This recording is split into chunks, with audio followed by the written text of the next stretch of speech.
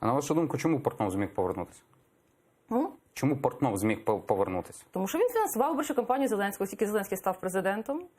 Ну там люди, де журналісти знайшли зв'язок із Портновим. Ну, якщо так дослівно. Не люди, які. Там, я, до речі, з цього приводу навіть ініціювала справу в ДБР, вона вже порушена. Це не люди, які. Це цілий пул. Це цілий пул помічників Портнова, які працювали його помічниками депутата, які працювали і працюють в його юридичних кампаніях. Це підлеглі. До речі, ви знаєте, що фінансування добровільне повинно бути. Коли підлеглі якоїсь особи масово фінансують виборчу кампанію кандидата в президенти, це означає, що вони це робили не добровільно, вони робили по вказівці Портнова.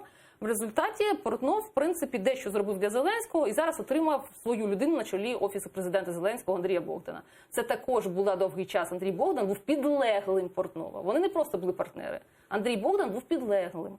Він був помічником депутата Портнова. У них були дуже довгі стосунки, ще починаючи з 2002 року. Вони постійно рухалися разом. Портнов був трошки вищий по статусу. Не знаю, як зараз, але це саме він пролобіював Андрія Богдана в помічники Зеленському, а потім на посаду керівника Офісу президента. Знов-таки, зауважу, що дуже важливо, Портнов – це ж справа не тільки в грошах.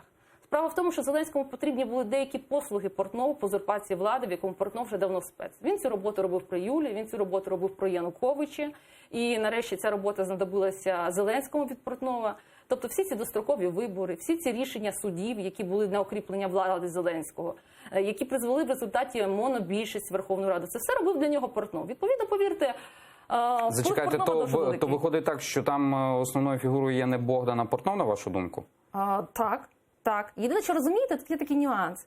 Коли, відповідно, від початку Портнов був вище, скажімо, за Богдана. Але коли людина займає офіційну посаду, вона все-таки вона отримує в свої руки якісь реальні важелі управління. Тому цілком можливо, зараз ситуація змінила. Зараз ж Портнов став трошки нижче Богдана, так? Але був вище на початку. Звичайно, тут нам пощастило українцям, тому щоб отримати Портнова замість Богдана було б ще трошечки гірше.